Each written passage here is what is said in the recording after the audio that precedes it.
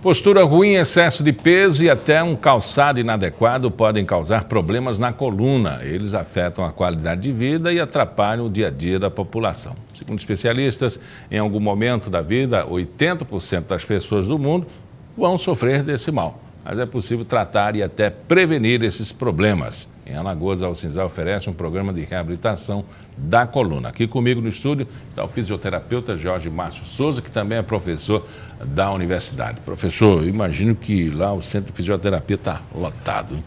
É um prazer estar aqui no seu programa e, como você já antecipou, os problemas da coluna e as dores da coluna afetam 80% da população em algum momento da vida. Então, em algum momento da vida, a maioria das pessoas vão sentir dor ou desconforto na coluna.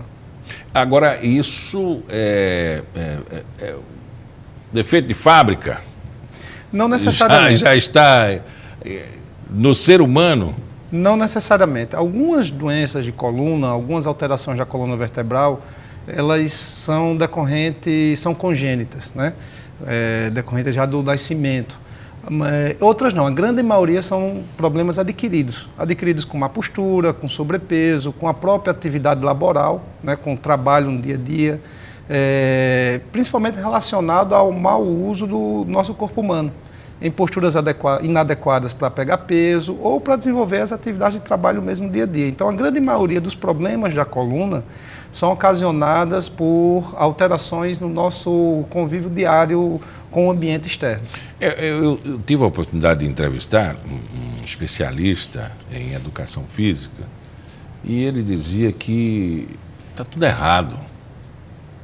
Eu comecei a entender aquele processo, quer dizer, está tudo errado.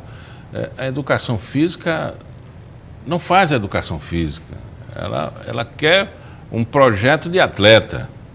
E eu acho que é essa confusão na nossa cabeça que levam as pessoas às academias para ter uma estética diferente, e aí força o joelho, força a coluna, um peso em excesso. A educação física, a nossa educação física, está nos ensinando certo?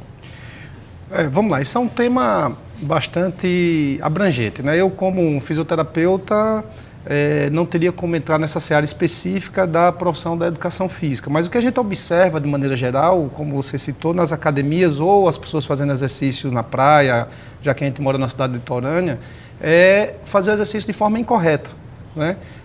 Posturas inadequadas. Muitas vezes na academia a pessoa se preocupa em levantar um peso maior do que realmente ela poderia.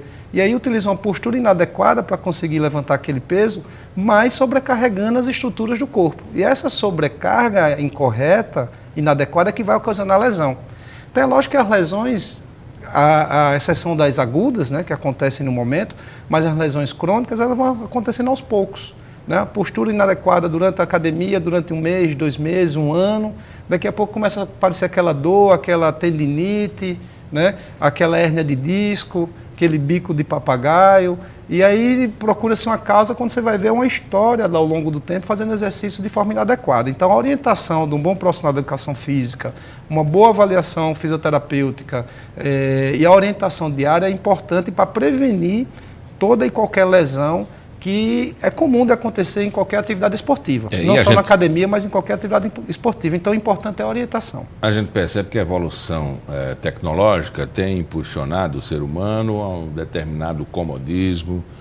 Os carros são automáticos, a geladeira tem não sei o quê, a televisão já tem o controle. Dentro de casa, o sofá já é mais reclinável. As crianças botam o pé no sofá e assistem televisão de cabeça para baixo. Enfim, essas posturas, a ergonometria não respeitada, inclusive no ambiente do trabalho, não é? Elas impulsionam também essa estatística, né? Para referendar a doença. Sim, com certeza. Uma grande parte das dores da coluna, das algias da coluna vertebral como um todo, é a síndrome postural. O que é a síndrome postural?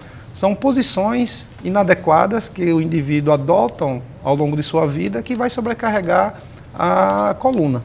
Então, essa é uma grande parte das dores de coluna. Você corrigiu as questões posturais, essa dor ela tende a desaparecer.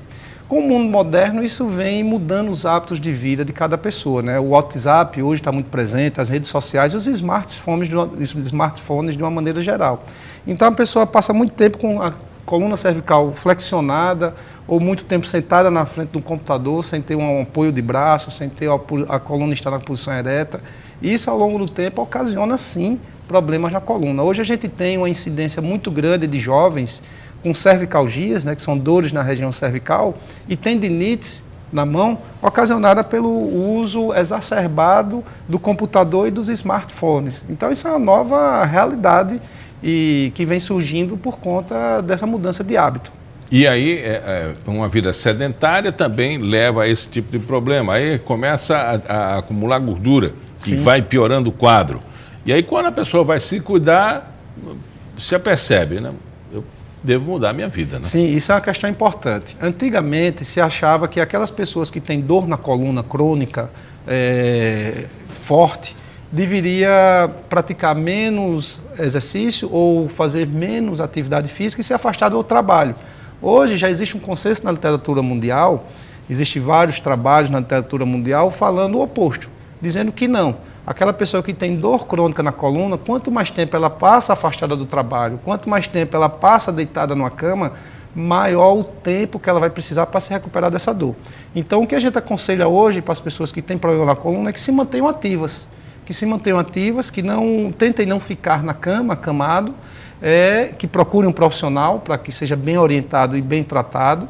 E, lógico, ter cuidado com sobrepeso, ter cuidado com a alimentação, né? A gente sabe que hoje em dia, para você ter uma vida saudável, para você viver mais, você precisa basicamente de duas coisas: se alimentar bem, o que quer dizer comer comidas saudáveis, e praticar exercício físico. Professor, vamos falar então do Centro de Fisioterapia. É à disposição da população? Como é que é isso? Sim, a Uncisal é uma instituição pública, né, estadual, possui um centro de reabilitação de referência, que é o CER, né, que congrega várias profissões da área de saúde, congrega a fisioterapia, a terapia ocupacional, a fonoaudiologia.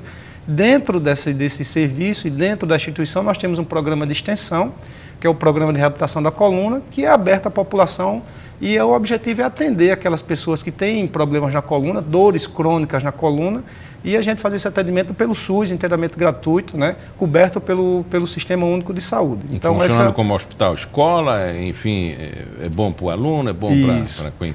É uma clínica escola de fisioterapia e faz parte disso também a docência, né? Então, é um projeto de extensão que tem como finalidade atender a população e, lógico, está agregado o ensino, né? Dentro desse programa, os alunos criaram uma liga chamada Liga de Fisioterapia da Coluna, que tem a função de difundir o conhecimento, de passar para os outros alunos, para os outros acadêmicos, não só da Uncisal, mas de qualquer outra instituição, os estudos sobre a coluna vertebral, tanto da doença, estudar a doença em si, como o tratamento e sua prevenção. Muita gente se utiliza de remédios para dor e acham que aquilo vai resolver o problema. Pode esconder um problema, o remédio para dor? Qual é o conselho que a fisioterapia dá a quem está com um problema, não está diagnosticado e já está se administrando aí automedicação de remédio para dor? A automedicação é sempre um problema de saúde pública, né, e deve ser sempre evitada, né? O diagnóstico preciso, acurado, ele é sempre importante. Nós, na fisioterapia, nós damos o diagnóstico fisioterapêutico, cinésio funcional, ou seja, a gente busca identificar alterações na biomecânica corporal, na função do corpo ou nas atividades de vida diária que levam a algum problema de coluna. É diferente do diagnóstico clínico da doença. Então, o diagnóstico clínico da doença é feito pelo médico. E é importante que, caso se tenha um diagnóstico clínico médico estabelecido, que o seu médico acompanhe essa questão medicamentosa. A gente sabe que a automedicação, sim, ela pode esconder alguma outra doença, né, e pode também não resolver o problema. Por exemplo, como eu falei, uma grande parte das dores de coluna está relacionada à má postura ou alguma alteração muscular. Alguma alteração muscular que precisa ser tratada. E o analgésico não vai resolver isso especificamente. Se você não corrigir aquela biomecânica incorreta, ele pode até prolongar o tempo de recuperação. Então, o diagnóstico acurado, feito por um especialista, o diagnóstico clínico feito pelo médico e o diagnóstico cinesiofuncional fisioterapêutico feito pelo fisioterapeuta, as duas coisas juntas só vai favorecer a recuperação mais rápida dos pacientes que têm problema de coluna. É frustrante para um fisioterapeuta apontar o determinado paciente de que ele precisa de uma intervenção cirúrgica porque a fisioterapia não está o ajudando? Veja, isso também vem mudando ao longo dos anos. Há um bom tempo atrás, né, há alguns anos, se fazia mais cirurgias de coluna, hérnia de disco, principalmente, para as discopatias de uma maneira geral. Hoje em dia, as cirurgias de coluna têm uma indicação muito restrita, né, é bem menos realizado. Né? Hoje a gente tenta todos os outros meios, né, para evitar a cirurgia. Então, a cirurgia hoje da coluna é realizada em último caso. Quando se tentou tudo, se esgotou todos os meios, né, que se parte para um procedimento cirúrgico. Isso é uma indicação também muito restrita, a indicação médica, e relacionada a algumas doenças especificamente. Algumas outras não têm indicação da cirurgia. Então, a boa notícia que eu tenho para passar é essa. Hoje em dia, cada vez mais se opera menos coluna. Essa história de bico de papagaio continua em moda ou é uma doença já ultrapassada com relação a essas intervenções? Não, o bico de papagaio ele tem uma prevalência, né, tem um número estabelecido, uma incidência, né, um número de casos novos que é significativo. Nada mais é do que o desgaste, né, a nossa coluna é formada por várias vértebras, cervicais, lombares, torácicas, e essas vértebras suportam peso. Com o passar do tempo e utilização incorreta do corpo, da biomecânica corporal, essas vértebras podem se desgastar e formar alguns osteófitos, algumas espículas ósseas. E essas espículas ósseas que é chamado pico de papagaio que causa dor, quando ela comprime alguma estrutura nervosa ou alguma estrutura subjacente causando inflamação. Então isso pode acontecer, mas tem tratamento, tem controle e na grande maioria das vezes não é cirúrgico. Conversamos com o Jorge Márcio da Costa, ele é fisioterapeuta e professor da Uncisal. Muito obrigado pela entrevista. Eu que agradeço, estamos à disposição. E o Pauta Especial fica por aqui. Voltamos na segunda-feira. Bom fim de semana.